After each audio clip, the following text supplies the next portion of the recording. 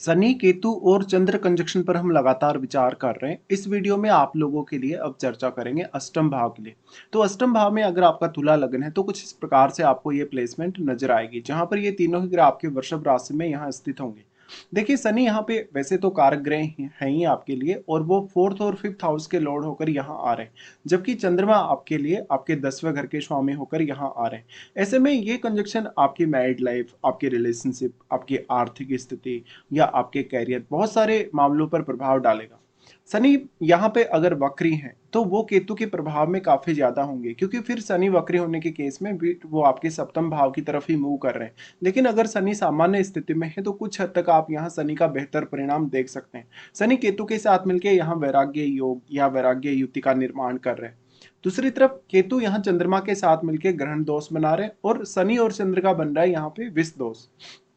देखिए, यहाँ मेन बात है चंद्रमा की, क्योंकि वैसे तो चंद्रमा उच्च की स्थिति में है, लेकिन चंद्रमा एक बहुत ज्यादा सॉफ्ट ग्रह है। सॉफ्ट ग्रह होने की वजह से अब वो शनि से भी प्रभावित होंगे और केतु से भी। लेकिन शनि और चंद्र दोनों का अगर देखा जाए तो ये विष दोष बन रहा है, जबकि केतु और चंद्र के मिलने से जो ग्रहण दोष बन रहा है, इन दोनों में काफी बड़ा डिफरेंस भी है। एक तरफ जब हम शनि चंद्र कंजक्शन की अगर ओनली एक तरफ विचार करें तो शनि चंद्र कंजक्शन की वजह से जातक सोचता है, बहुत ज्यादा गहराई तक वो जाता है, कहीं ना कहीं ज्यादा समय लेता है, और लास्ट में वो हालांकि डिसीजन ले पाता है अच्छे से, लेकिन उसको काफी ज्यादा समय लग सकता है। उसको हो सकता है काफी ज्यादा डिले हो जाए, काफी ज्यादा कहीं ना कहीं उसके जो है दिक्कतें आ जाए, उसके कार्यों में हो सकता है बहुत ही ज्यादा डिले हो जाए, या उसका काम समय पर ना बन पाए। ऐसे में जब तक का कोई ना कोई काम नहीं बनने की वजह से उसको और ज्यादा डिले होती जाती है, उसको और ज्यादा सोचना पड़ता है और बहुत ही अच्छे से विचार करना पड़ता है। इससे उसका कोई बहुत इंपॉर्टेंट कार्य रुक सकता है। और यहाँ पे क्योंकि चंद्रमा 10th हाउस के लॉर्ड है, तो जातक के करियर पर उसका बहुत बड़ा असर पड़ सकता है। लेकिन जब हम केतु चंद्र कंजक्शन की बात करते हैं तो आपको ये समझना होगा कि केतु अपने अंदर जो एनर्जी है दूसरे ग्रह की, वो काफी ज्यादा समाहित करते हैं। और अगर इनके साथ कोई भी ग्रह वक्री होके बैठेगा तो फिर वो केतु के साथ ही मूव करेगा। उस केस में केतु अपना और भी ज्यादा प्रभाव डाल पाएंगे। लेकिन इस स्थिति में जब हम चंद्रमा की बात करते हैं तो चंद्रमा वैसे भी काफी ज्यादा सॉफ्ट ग्रह है, और चंद्रमा यहाँ केतु से काफी प्रभावित होंगे। इसलिए जो चंद्रमा की एनर्जी है, चंद्रमा की एनर्जी बेसिकली आपका इमेजिनेशन है, आपकी भावुकता, आपके इमोशंस या आपकी फीलिंग्स है। ऐसे में आपको ये आपकी फीलिंग से, आपके इमोशन से काफी ज्यादा डिटेच कर देगा। तो आप यहाँ सोचने समझने में बहुत ज्यादा समर्थ नहीं होंगे। हो सकता है आप सोचने समझने के लिए बहुत ज्यादा समय भी ले लें, लेकिन केतु चंद्र के साथ होने से मन में भय उत्पन्न होता है, डर उत्पन्न होता है, जिससे जातक काफी ज्यादा डर जाता है एकदम से, और वो सोच नहीं पाता, या वो उस बात को छोड़ देता है, उस काम के पीछे वो नहीं पड़ता कहीं ना कहीं। तो यहाँ पे जब आप सोच ही नहीं सकेंगे, जब आपके इमोशन से आप डिटेच हो जाएंगे, अपनी फीलिंग से जब डिटेच हो जाएंगे, तो आपकी प्रॉब्लम यहाँ काफी ज्यादा बढ़ जाएंगी। लेकिन जो शनि चंद्र कंजक्शन है उसमें कुछ हद तक ये है कि जब तक उसमें विचार अवश्य कर पाता है, भले ही वो फाइनल डिसीजन तक काफी लेट तक पहुंचता है, लेकिन उस स्थिति में फिर भी आप फाइनल फैसला ले सकते हैं। लेकिन यहाँ पर आपको फैसला लेने में बहुत ही ज्यादा इशू आ जाता है। अब इस स्थिति में जब चंद्रमा आपके 10th हाउस के लॉर्ड होकर यहाँ आ रहे हैं, और शनि का दृष्टि भी आपके 10th हाउस पे है, तो निश्चित तौर पे कैरियर रिलेटेड कार्यों के लिए ये कंजक्शन बहुत ज्यादा आपको कंफ्यूज कर सकता है। आपके कैरियर में हो सकता है आप बहुत ज्यादा डिससेटिस्फाई हो रहे हैं, कैरियर आपका सेट नहीं हो पा रहा, कैरियर में अगर आप सेट हो भी पा रहे हैं तो आपकी स्टेबिलिटी नहीं है, कोई ना कोई इशू आपका जरूर क्रिएट होगा। और जो अष्टम भाव है वो गूढ़ विद्याओं का या गूढ़ रहस्यों का, लेकिन जब 2 नंबर साइन यानी वृषभ राशि में जब ये कंजक्शन बनेगा तो ये उतना ज्यादा आपका साथ यहाँ नहीं दे पाएगा। वैसे तो आपका लग्नेश भी शुक्र है, तो फिर या तो शुक्र की स्थिति बहुत ही मजबूत हो, तब कुछ हद तक आप इस कंजक्शन का फायदा उठा सकते हैं। उस स्थिति में भी कोई अन्य सपोर्टिव प्लैनेट आपके लिए यहाँ हो तभी। देखिए, अब क्योंकि यहाँ केतु हैं, और केतु आपको लग्जरी की बजाय कहीं ना कहीं लग्जरी से डिटेच करके, भोग विलास से डिटेच करके मोक्ष की तरफ लेकर जाना चाहते हैं। और चंद्रमा का यहाँ कोई खास प्रभाव आपको उतना अच्छा नजर आएगा नहीं, इसलिए ऐसा कंजक्शन आपको धन संपत्ति के मामले में लाभ दे भी नहीं सकता है। तो आप सिर्फ और सिर्फ गूढ़ विद्याओं की तरफ जा सकते हैं, गूढ़ रहस्यों की तरफ जा सकते हैं। आप अपने रिलेशनशिप पे ज़्यादा से ज़्यादा फोकस कर सकते हैं, स्पेशली पार्टनर के साथ रिलेशनशिप पे, और आपकी मैरिड लाइफ पे भी, क्योंकि उससे मैरिड लाइफ में काफ़ी ज़्यादा तनाव होने, असंतुष्टि होने की संभावना है। यहाँ पे अब केतु क्या शनि को बहुत ज़्यादा प्रभावित कर रहे हैं? देखिए, अगर केतु शनि को बहुत ज़्यादा प्रभावित कर रहे हैं, शनि यहाँ पर तब ज़्यादा प्रभावित होंगे जब वो वक्री हो जाएँगे, और क्योंकि आपके लिए कारक ग्रह भी हैं शनि, तो शनि का वक्री होना फिर आपके लिए बहुत ज़्यादा इश्यू ला सकता है, स्पेशली मैरिज को लेके, फिर आपके रिश्तों में बहुत ज़्यादा डिटैचमेंट या इवन डिवोर्स जैसी स्थिति, सेपरेशन जैसी स्थिति नज़र आ सकती है। लेकिन शनि अगर सामान्य स्थिति में है, अगर वक्री नहीं है, तो कुछ केस में आप अपने हार्ड वर्क करके, मेहनत करके, जो भी आप जीवन में जो कुछ अचीव करना चाहेंगे, उसकी तरफ आप आगे ज़रूर बढ़ेंगे। और शनि का यहाँ दृष्टि भी है 10th हाउस पे, तो करियर के मामलों में आप हो सकता है अपनी अर्ली एज में लगभग 25 या 30 की एज तक बहुत ही ज़्यादा हार्ड वर्क या मेहनत करेंगे। लेकिन आपको बाद में ये रियलाइज़ होगा कभी ना कभी, लगभग आपकी 45 की एज के आसपास या 48 की एज के आसपास, कि आपका जो वास्तव में लाइफ का पाथ था, कहीं ना कहीं वो केतु की तरफ ही था। बट आपने जो मेहनत की, जो भी हार्ड वर्क किया, जो कुछ भी पाया, कहीं ना कहीं वो रियल नहीं है। और आपका जो लाइफ पाथ है, कहीं ना कहीं आपको केतु की तरफ ही जाना चाहिए। इस केस में अब आपको कोई ऐसा प्रोफेशन चुनना चाहिए जो डायरेक्टली इनडायरेक्टली अष्टम भाव से संबंधित हो। साथ साथ में कोई भी ऐसा प्रोफेशन जिसमें बहुत ज़्यादा गोपनीयता हो काम करते हुए, जिसमें प्राइवेसी बहुत ज़्यादा हो, जिसमें आप अगर केतु से रिलेटेड फील्ड को चुनेंगे तो ज़्यादा अच्छा रहेगा। साथ साथ में आप यहाँ पर अपनी मानसिक सुख शांति काफ़ी ज़्यादा खो देते हैं। और शनि का प्रभाव अगर बहुत ही ज़्यादा हो चंद्रमा पे, तो ऐसा होने की पॉसिबिलिटी और भी ज़्यादा बढ़ जाती है।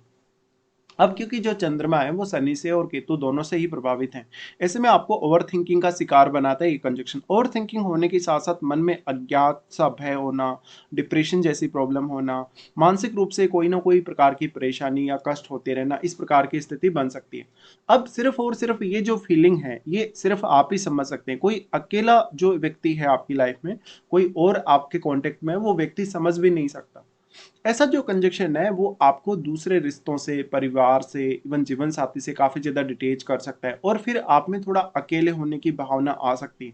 हालाँकि अगर लग्नेश बहुत ही मजबूत स्थिति में हो या लगन में कोई बहुत सपोर्टिव प्लैनेट बैठा हो, तो फिर भी आप में कॉन्फिडेंस आ जाएगा। बट उस तरीके से फिर आप अपनी लाइफ को उतना अच्छे से जी नहीं पाएँगे। देखिए, केतु यहाँ होने की वजह से आप एकदम से लाइफ में विरक्त होने लगते हैं, विरक्ति की भावना आ जाती है, और बहुत ज़्यादा लोगों के बीच में अगर आप रहते हैं, अगर परिवार के सदस्यों के बीच में भी आप रह रहे हैं, उसके बावजूद भी कहीं न कहीं बहुत ज़्यादा आप अकेलापन फ़ील करेंगे। यहाँ पे देखिए, शनि का एक फ़ायदा है सिर्फ़, शनि आपको कुछ हद तक लॉन्ग टर्म में कुछ गेन दे सकता है अगर वो वक्री नहीं है, और आपकी उम्र के लिए शनि बहुत ज़्यादा अच्छा माना जा सकता है। साथ-साथ में ये कंजंक्शन आप में इंट्यूशन पावर बहुत ही अच्छी लेके आता है। साथ ही हालाँकि शनि अगर बहुत ज़्यादा स्ट्रॉन्ग हो, अगर वक्री नहीं हो, तो आपके जीवन में सडनली बहुत सारे चेंजेज़ आ सकते हैं। इस प्रकार से देखा जाए तो जातक की जो रिसर्च वर्क है, जो भी अकल्ट से रिलेटेड कार्य है, उसमें बहुत ज़्यादा रुचि हो सकती है। जातक की रुचि तंत्र-मंत्र वगैरह में हो सकती है, ध्यान साधना वगैरह में हो सकती है, या इस प्रकार के अन्य कुछ कार्यों में हो सकती है। यहाँ पे हालाँकि शनि अगर वक्री नहीं होगा, अगर शनि केतु के ज़्यादा प्रभाव में नहीं होगा, तो फिर वो आपको पैतृक संपत्ति में या आपके इन-लॉ से कुछ हद तक फ़ायदा करवा सकते हैं। लेकिन इसकी जो संभावना है, वो शुक्र की स्थिति पर भी डिपेंड करेगी। साथ-साथ में कहीं न कहीं जो इन-लॉज़ के साथ रिश्ते हैं आपके, उनमें भी आप थोड़ा डिटैचमेंट देखेंगे। ऐसे में हो सकता है आप एकदम से कहीं न कहीं अपने इन-लॉज़ के साथ जो अपना रिश्ता है, उसमें उदासीन से हो जाएँ, या फिर आपका जो जीवन साथी है या जीवन साथी की जो फैमिली है, वो आपकी धन या संपत्ति को बहुत ज़्यादा डोमिनेट करने लगे, और आपको उससे डिटैचमेंट महसूस होने लगे। इस प्रकार से हो सकता है आपके जीवन में, आपकी मैरिड लाइफ में आपके इन-लॉज़ का इंटरफेयर, आपके जीवन साथी का इंटरफेयर काफ़ी ज़्यादा बढ़ सकता है। ये कंजंक्शन एक वैसा कंजंक्शन भी माना जा सकता है जहाँ पर जातक अपने जो भी इन्वेस्टमेंट रिलेटेड फैसले वो बहुत ज़्यादा सोच समझ कर नहीं लेता। बहुत ज़्यादा कहीं न कहीं वो विचार नहीं कर पाता, और वो कुछ ऐसी जगह इन्वेस्ट कर सकता है जहाँ पर वो पैसा गँवा सकता है। वो लॉटरी की तरफ जा सकता है, सट्टा की तरफ जा सकता है। ऐसे में आपको एक सही पाथ फॉलो करना पड़ेगा, और अपनी लाइफ के जो भी डिसीजन आप लेने वाले हैं वो सही तरीके से आपको लेने होंगे। देखिए, इस प्रकार के कंजक्शन में आपको स्ट्रगल बहुत ज़्यादा होगा लाइफ में, और स्ट्रगल होने के बावजूद भी आपको कहीं भी ऐसा नहीं लगेगा कि आप लाइफ में वेल सेटल हैं, या लाइफ में जो कुछ आप पाना चाहते हैं वास्तव में उसके लिए आपको उतना सेटिस्फेक्शन सामने नहीं आएगा।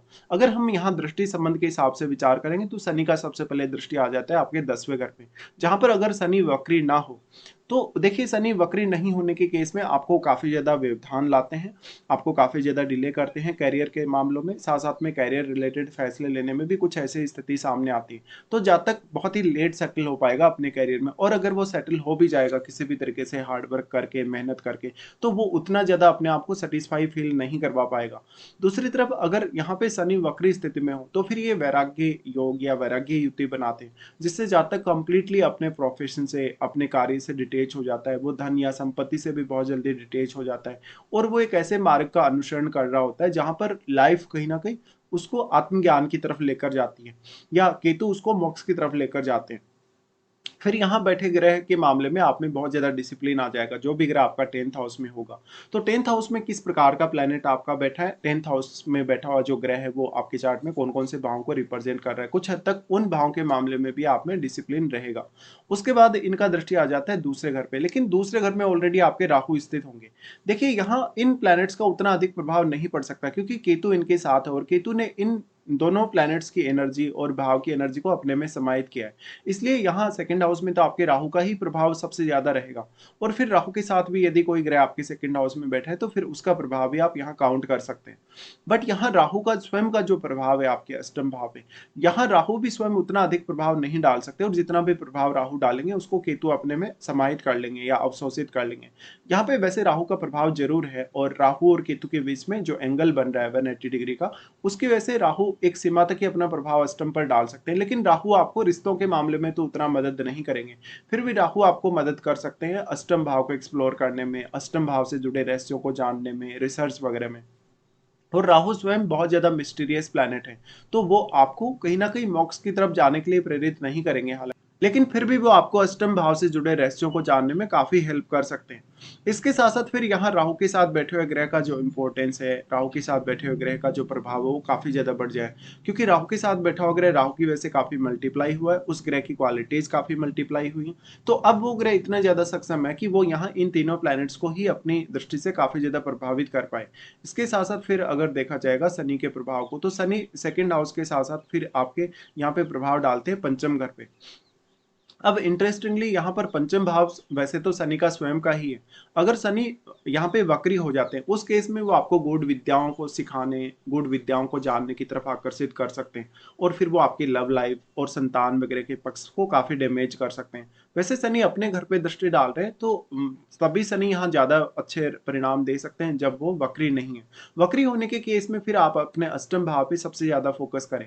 शनि अब मान लो वक्री स्थिति में नहीं है, तो वो थोड़ा संतान में डिले ज़रूर कर सकते हैं। संतान के प्रति आपको बहुत ज़्यादा स्ट्रिक्ट बना सकते हैं। संतान के साथ आपकी अपेक्षाओं को बहुत ज़्यादा बढ़ा सकते हैं। फिर डिपेंड ये भी करेगा कि क्या पंचम में यहाँ कोई प्लैनेट बैठा है। यहाँ जो भी प्लैनेट बैठा होगा, उस प्लैनेट का प्रभाव भी आपको देखना होगा, और उस प्लैनेट विशेष को लेके यहाँ पर आप बहुत ज़्यादा डिसिप्लिन में रहने वाले हैं।